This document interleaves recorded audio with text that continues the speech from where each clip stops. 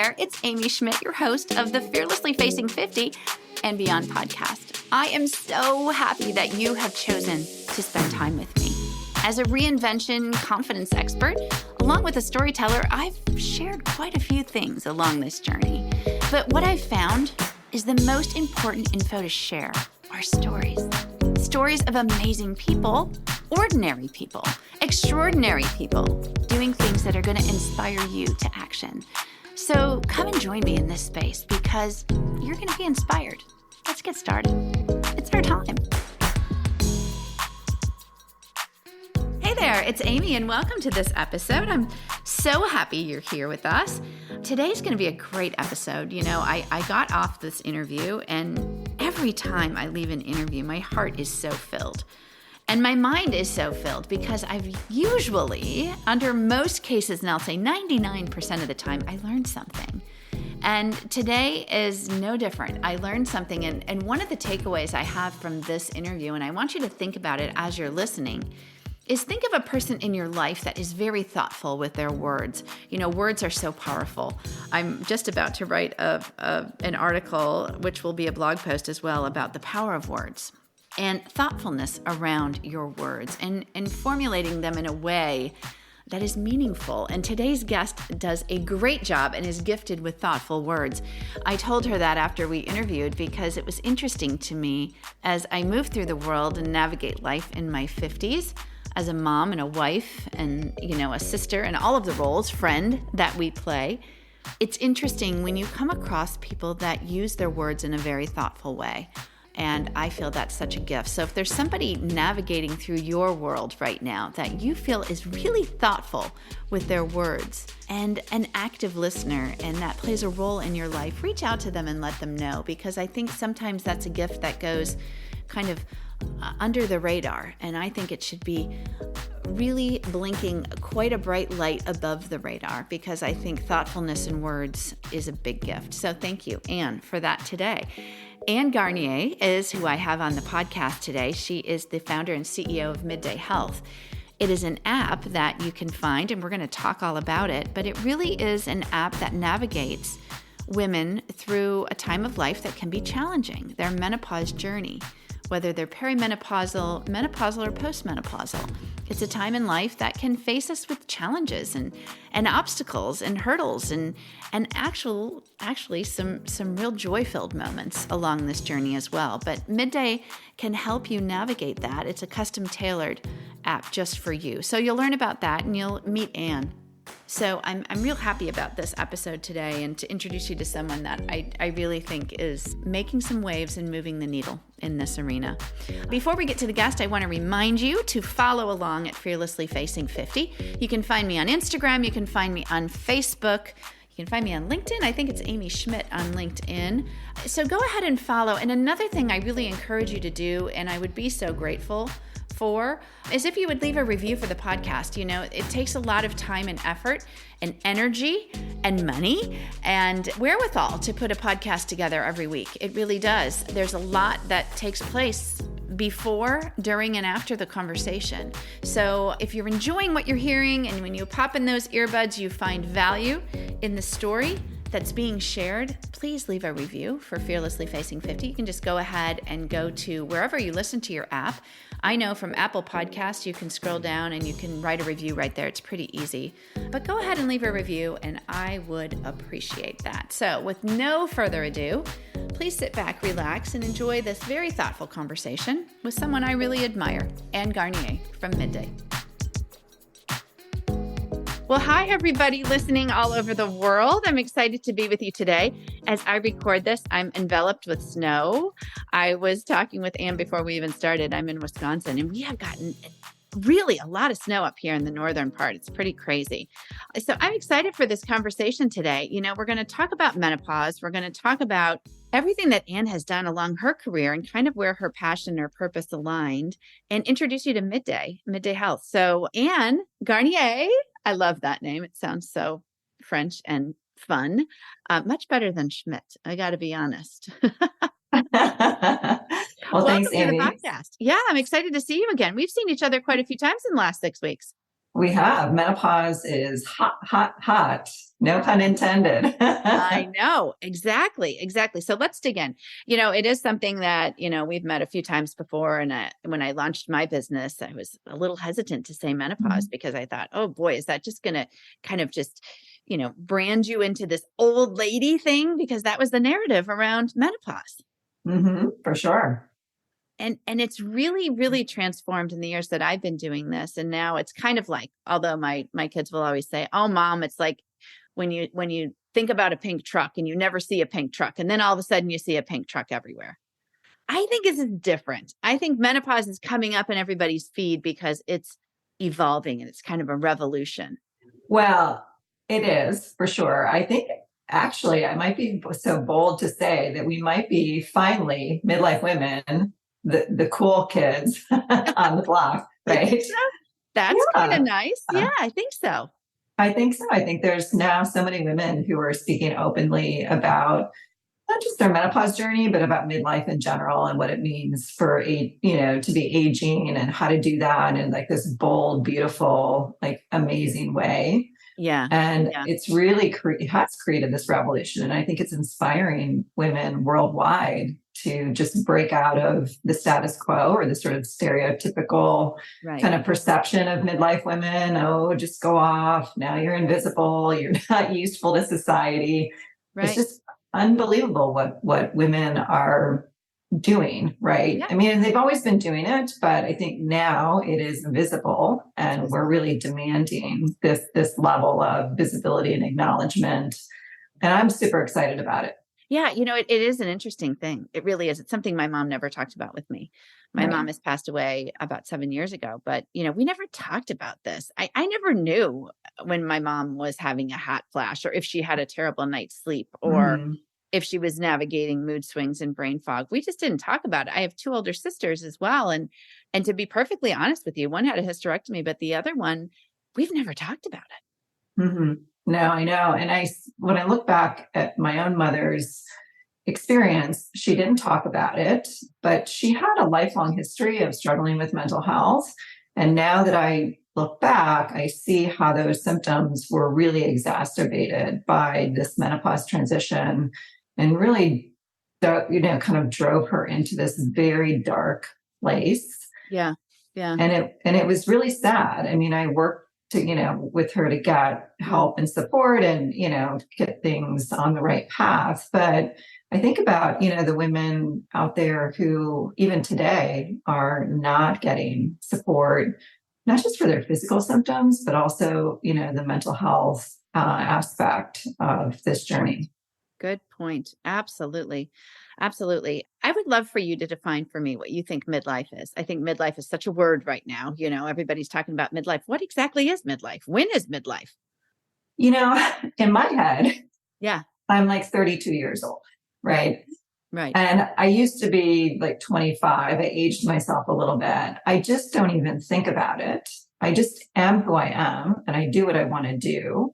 Mm-hmm. And I don't think about like, oh, I'm too old to do this, right? Right. I think you really just need to get out of that, sort of number, right?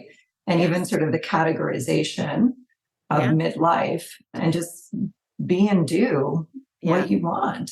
Yeah. I like the way you titled the app and I like Midday Health. So tell me what's the thought behind Midday Health and why did you call it Midday Health? So midday is that point in the day when the sun is at its strongest and brightest. And, I believe that midlife, I know I just said, I don't really use that term, but midlife is that point in a woman's life when she's at her strongest and brightest. Right. So I think we're trying to help women, understand that this is an incredible period of your life, right? It is that time you're just coming into finally being really comfortable in your own skin and, having all that accumulated sort of experience and wisdom. Maybe your kids are grown and have sort of, don't need as much of your attention. Like now you can really focus on you and, kind of what you want to do with this next. Really, I mean, women are aging better and better. So you're looking at least another 30 to 40 years. That's a long time. It's amazing. It's amazing. Mhm. I was just with a couple of my adult kids last week. One was on spring break from college and the other one's living out in Atlanta. And I flew out to see them, my husband with me. And it's pretty crazy because we kind of got into a conversation about, Mom, you really seem like you're living your best life right now. I mean, it's kind of weird, like to see you doing all these things. And I'm like, thank you. Thank you for noticing. And thank you for Right. acknowledging that. And I love the word Right. you used. You just said, and accumulation. I'm such a visual person. I see that. Like I see these little bullets of knowledge that have accumulated over your life. And I want listeners to realize that it's never too late. And those experiences, they accumulate, they add up. Mhm. Mhm. Sure. I mean, look at Julia Child. She Yeah. went to cooking school in her 50s. Yeah. She wrote her first cookbook with her partners in her 50s. In her So 50s. she, got on PBS, right? That iconic show that we all Oh, yeah. know and love in her late 50s or late. I mean, I'm not exactly Right. sure on But the, it was her 50s. exactly the age, but, Yeah. Come on. I Right? know. I know. And I think it's great for the generations behind. I have a daughter who's in her mid 20s to see kind of what we're doing. And I never want to undervalue what my mom did and her 50s because she did a Mm. tremendous amount. And she was Mhm. a lot like me in that she was a very people person and she was exuberant, but she also was different than I am. And I think we have a boldness, a fierceness, a fearlessness that's a little different than what they had. So I hope that our younger generation is seeing that and us can even be more fearless and bold. Mhm. Well, you say that, but it's interesting. I look back at my mother's life. Yeah. There's a picture of us when I'm probably about 4 years old, and she's enrolling in community college, and she's like all rocking this great 70s look, And I Awesome. look at that picture and I'm thinking, okay, she had, four kids above me than me, and then she eventually had my younger sister, right? But here she is like, no, I'm going to reclaim. And she was probably in her mid to late 30s. I'm going to like reclaim who Yeah. I am and, go back to college because she never got a chance to finish because, she got married young and got pregnant. But then in her late 40s, she started her own company and was a pioneer in the technology industry. Wow. I mean, that was in Wow. the late Yeah. 70s, That's right? amazing. Yeah. Yeah. And That's so fearless. talk That's about bold. being fearless and Yeah. bold. Yeah. But, she didn't sort of claim that. I Right. mean, nowadays, like, it would be just so in your face on social media and, Right. right. And it would be very celebrated. But she just, pursued these passions and interests and kind of went for it. And I just look back and think, oh my God, what a role model she Yeah. was. Yeah. And a tech company, which is kind of interesting now, given you're Yes. doing Midday, So Well, that's where I essentially started and this technology sort of passion and drive. yeah, I think that's incredible. Like mother, like daughter. I feel as though we're an info centric kind of algorithm override driven world. I mean, we really are. We have so much information out there. We have all of these things at our fingertips, at our, how many times do we use the power of Google every day? Mhm, I've already mhm. Googled several things this morning. Tell me what sets Midday apart and why we should spend time on this and what value our listeners are going Sure, to receive from getting sure. involved and learning about it. Mhm. Sure.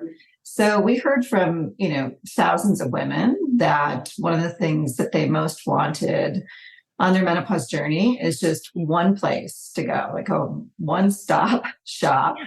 that Yeah. they could trust, right? That was very important to them because they're busy, right? They're like, I don't have time to go look for something about hot flashes over Right. here and vaginal dryness over there. Like, just do all the legwork and curate it and source that from a trustworthy place.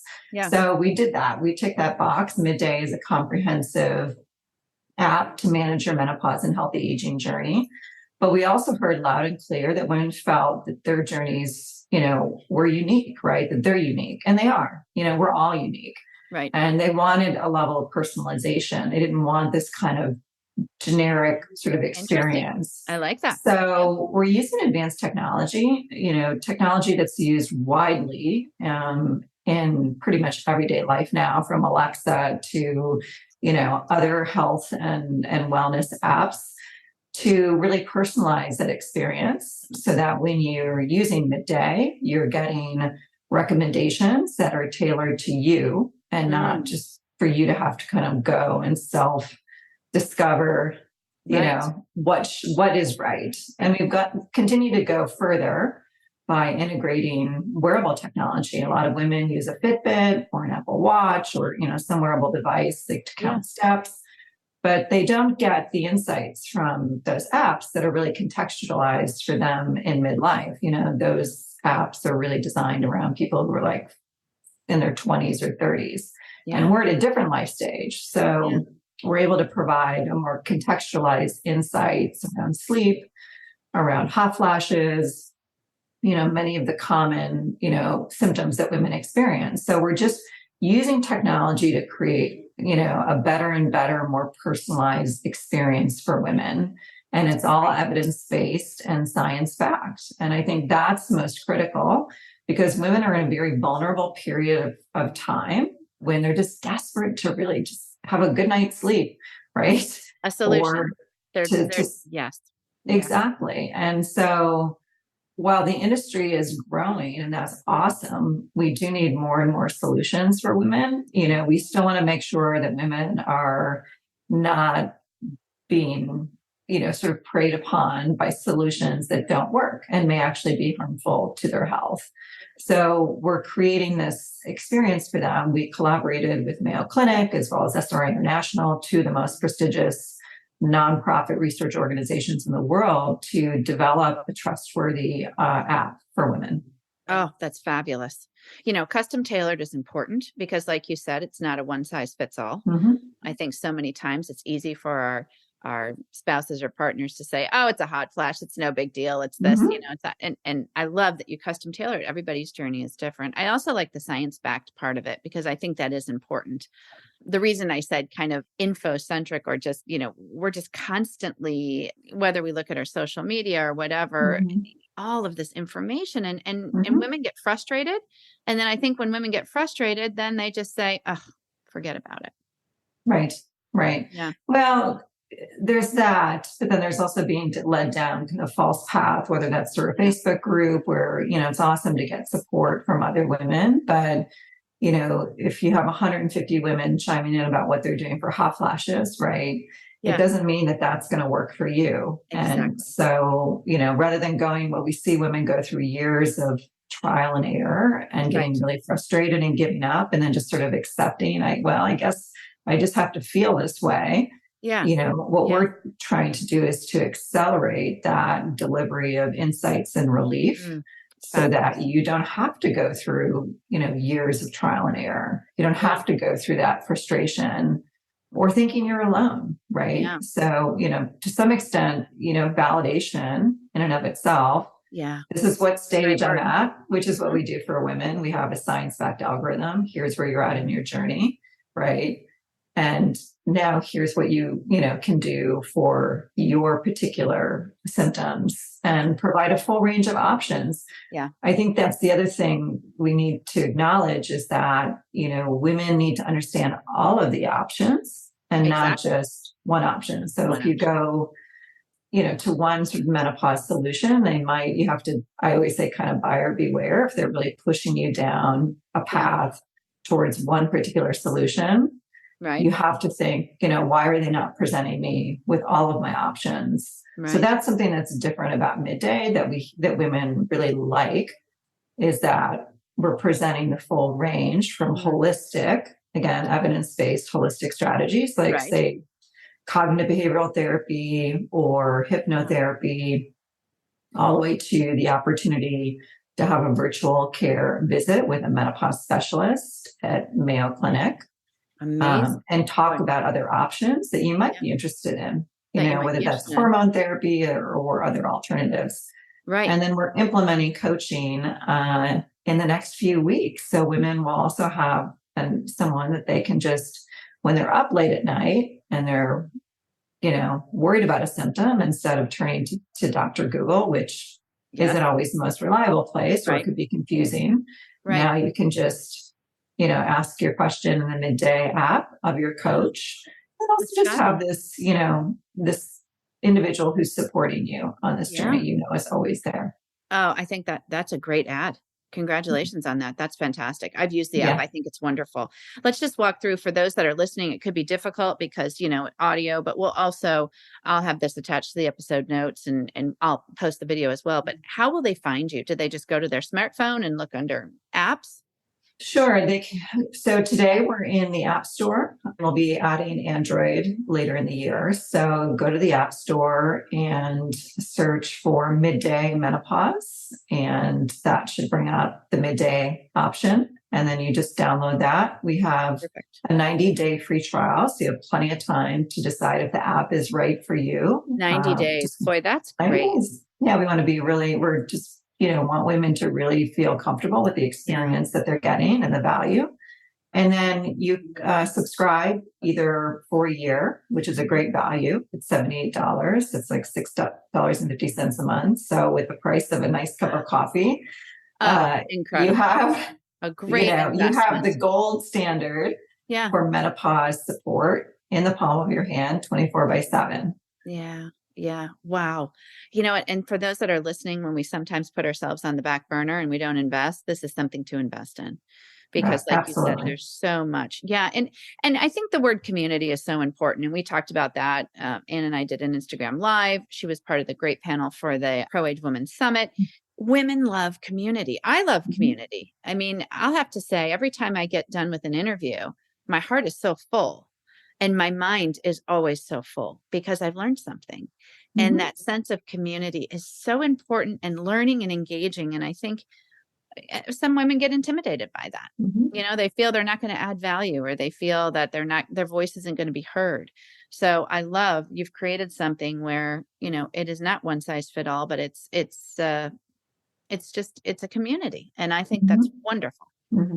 Yeah, I think, we need to appreciate that women's health in general is a very under-researched and underserved area, and bordering on criminal neglect of women's health. Yeah. But menopause, even more so. It gets just a tiny amount of research dollars allocated to it. So I think, women can feel really good that, they're helping to drive research and insights into the menopause life stage that are going to create change, not only for them, but for women, who are coming up behind them.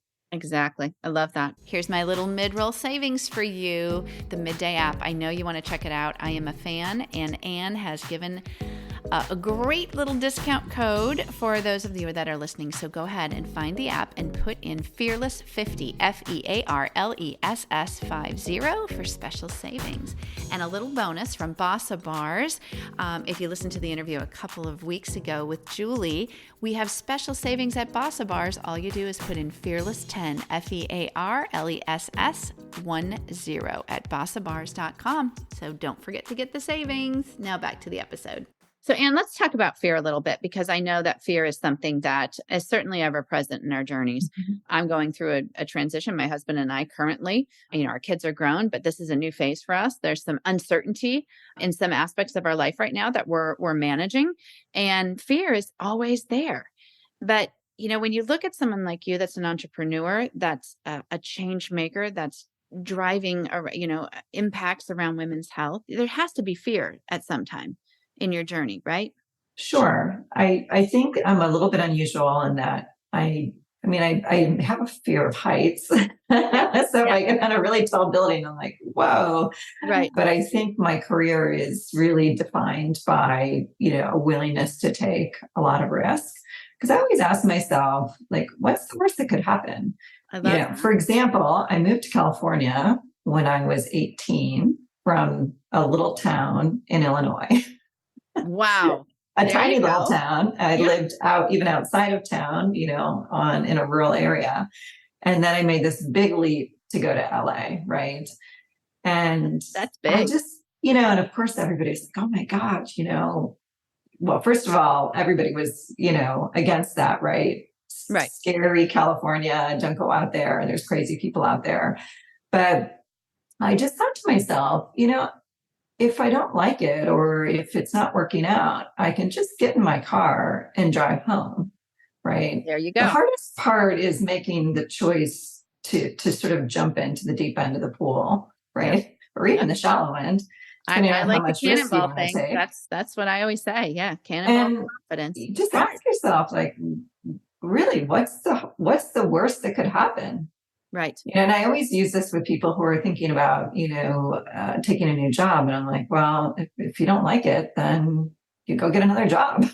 Exactly. I think it's so great that you say that because, and you have such a great energy about you. You're very thoughtful in how you present things. I see how you answer questions. You think, you pause, and then you answer. And I think that's how you've gone through life. And I think that's true. Your mantra's probably been, what's the worst case scenario? What's the worst thing? And I think a lot of us at this age, we have to start thinking that way. What's the worst case? You can always make a change. You can adapt, recalibrate, and figure it out. I certainly have had to do that. And I think it makes us stronger. But I love that you've handled fear that way. That's a great way to look at it. Sure. And there's other tools that you can use. Journaling Right. is a great tool, right? Yeah. To unpack whatever that fear may be, just put it on the page. And just that whole exercise of doing that can be very cathartic. I did that when I was thinking about whether or not I wanted to start my own company after years of helping others start and grow their companies. They certainly could do it, but I had some fear around that. That was it. It's like a huge leap, right? Yeah. So I just did this really, this sort of self-discovery around that fear and to unpack it and put on the page. And, that plus, creating what I call my team, right? Understanding that you need to surround yourself with people who are really supportive. Right. Not people who are kind of negative and toxic, but people who are just going to be honest with you, but in that warm, supportive way. Yeah.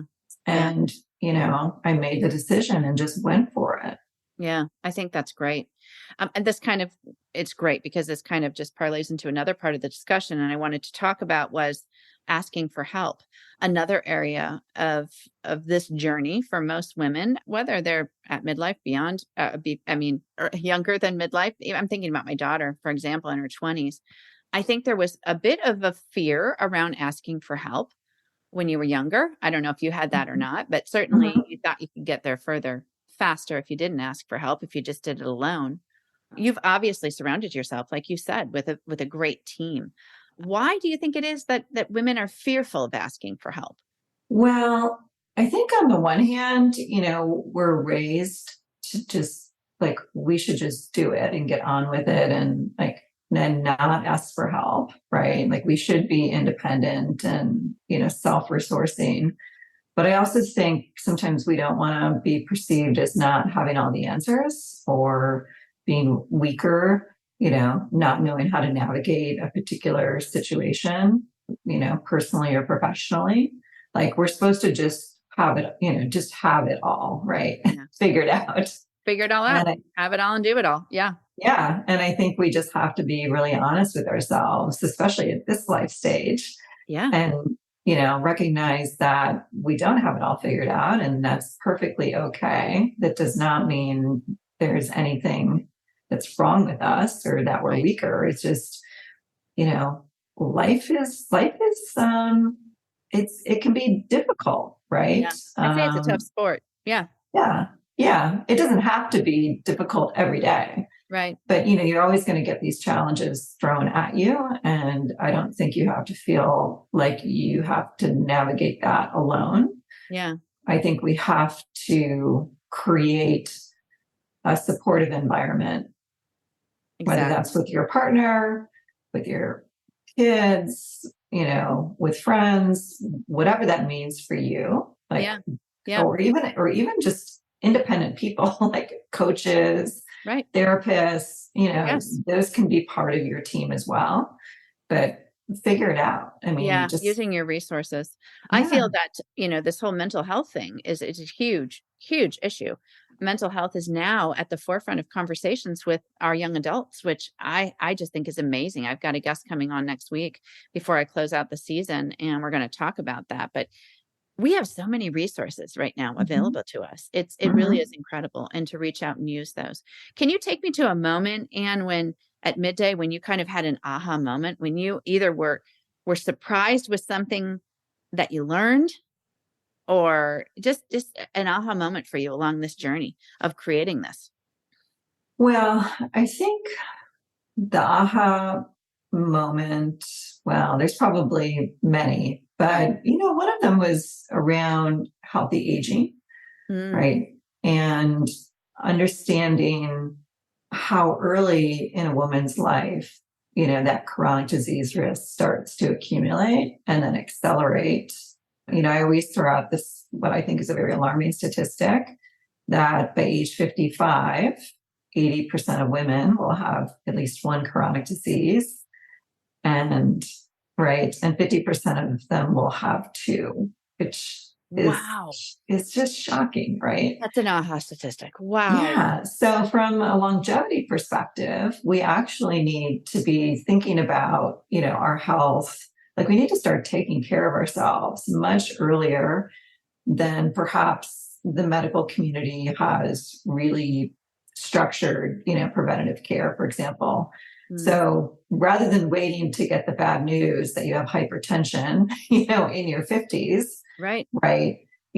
Start to think about that, in your 30s and 40s, and really doubling down on what any physician will say is like number one, healthy lifestyle behaviors, right? They have all now acknowledged that, so many diseases really could be prevented or even turned around just through changes in lifestyle, whether that's exercising or, changing the way you eat, mental health practices. Stress is a huge contributor to chronic disease risk.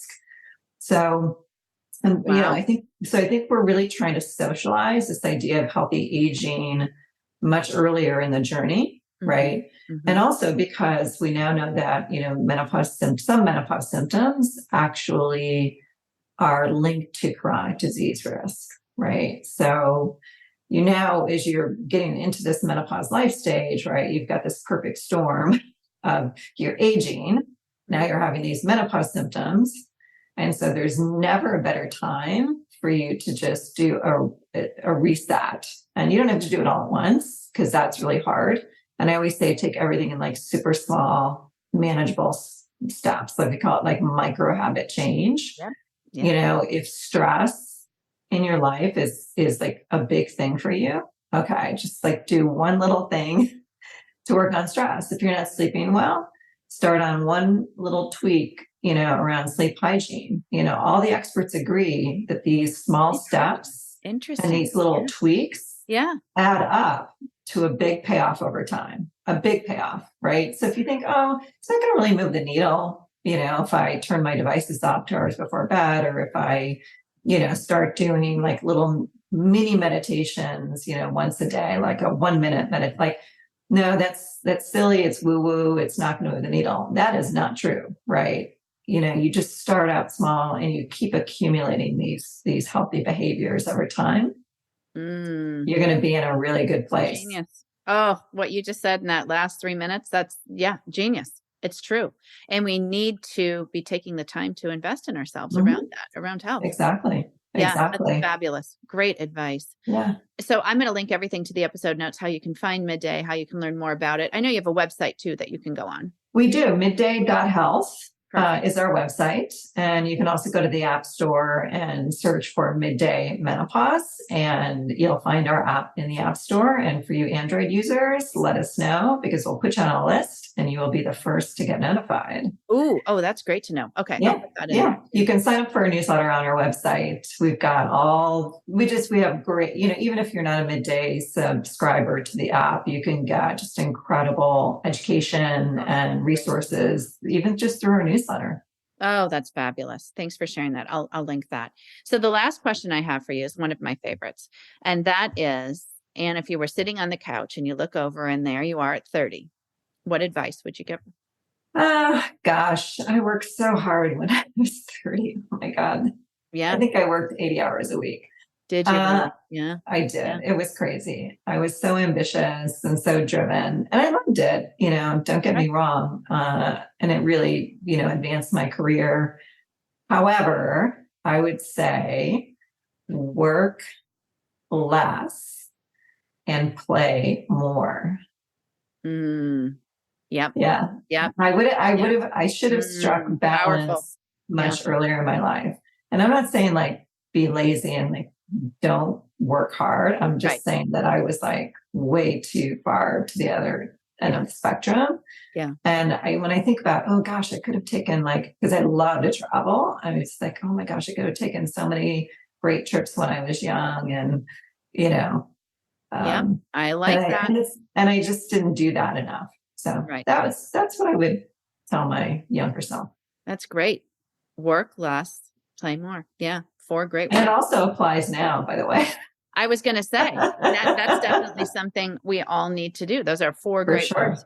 Write them down, let them resonate, and then act on it. Oh, that's fabulous. Thanks so much. I love talking to you. You have just such great insight about things. And I love the way you move through the world. You are so thoughtful. So I appreciate that. I love what you're doing at Midday. I love the app. I have the app. I think it's fantastic. And I love that you're adding the coaches. I think that's terrific. It's a great, real value add for people. It's just that taking it one step farther, getting a little more information, and developing a relationship, which I think is so important. So thank you for that. Yeah. Well, thank you, Amy. I love what you're doing. I mean, we're all contributing our voice and talents in one way or another. Yeah. And that's what matters, right? That's what matters. Make your life matter. Exactly. Well, be well, and we'll be in touch soon. All right. Awesome. Thanks, Amy. Okay. So I hope that this episode inspired you, encouraged you, and challenged you. Because when we share our stories, they're inspiring. You know what? It's important for people to connect. Connection is key. People need people. So as you go forward this week or today, be a difference maker, be a change maker, not only in your life, but in somebody else's. Reach out with a text, an email, or a phone call. Connection is key. It builds community and it builds confidence. Go forth and be awesome, and I'll see you soon.